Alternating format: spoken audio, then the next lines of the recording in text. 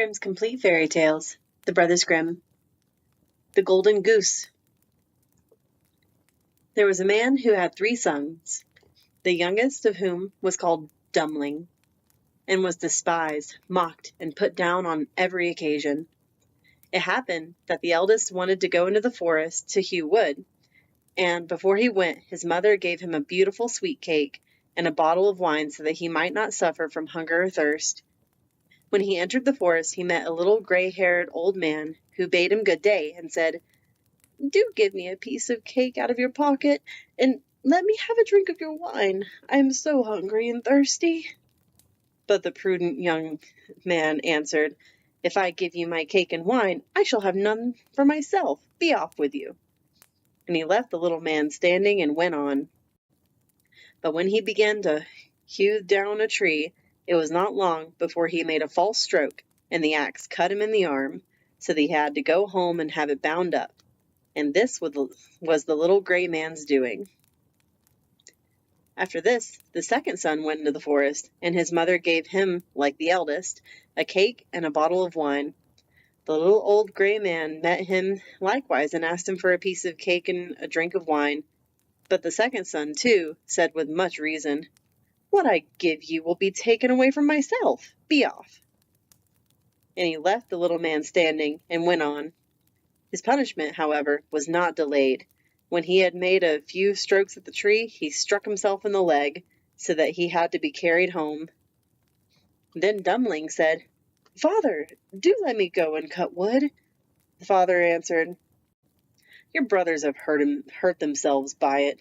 Leave it alone. You do not understand anything about it."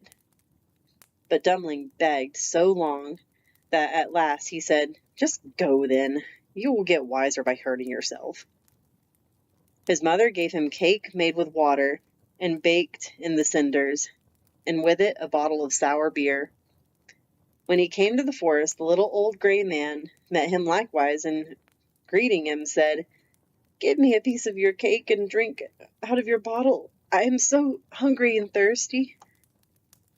Dummling answered, "I have only cinder cake and sour beer.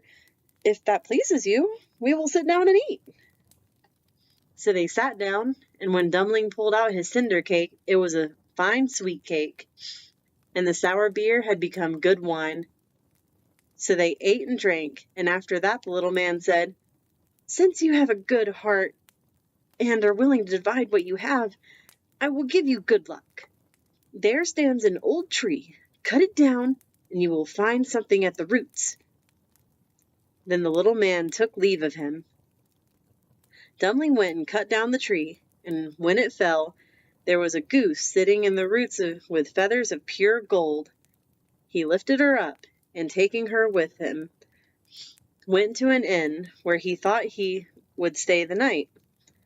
Now the host had 3 daughters, who saw the goose and were curious to know what kind of wonderful bird it might be, and would have liked to have one of its golden feathers.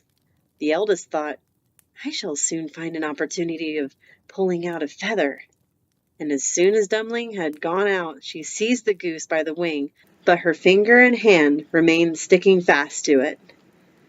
The second came soon afterwards, thinking only of how she might get a feather for herself. But she had scarcely touched her sister than she was held fast. At last the third also came with the same intent, and the others screamed out, "Keep away! For goodness sakes, keep away!" But she did not understand why she was to keep away.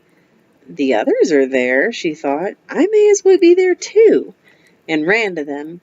But as soon as she touched her sister, she remained sticking fast to her, so that they had to spend the night with the goose. The next morning Dummling took the goose under his arm and set out, without troubling himself about the 3 girls who were hanging on to it.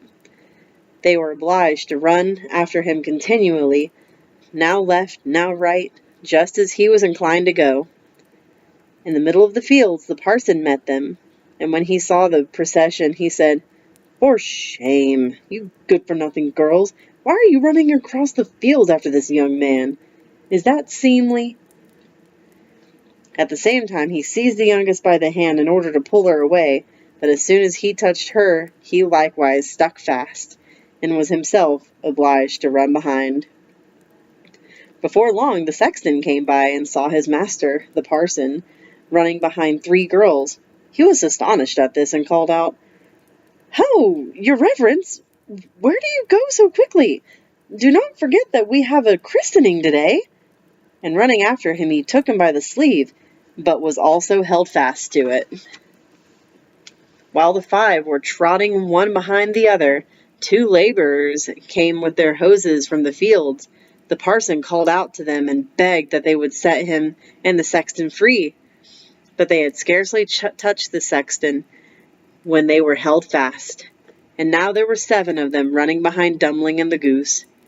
Soon afterwards he came to a city where a king ruled, who had a daughter who was so serious that no one could make her laugh. So he put forth a decree that whoever should make her laugh should be the one to marry her. When Dummling heard this, he went with his goose and all her train before the king's daughter, and as soon as she saw the 7 people running on and on, one behind the other, she began to laugh quite loudly, and as if she would never leave off. Upon this, Dummling asked to have her for his wife, and the wedding was celebrated. After the king's death, Dummling inherited the kingdom and lived a long time contentedly with his wife.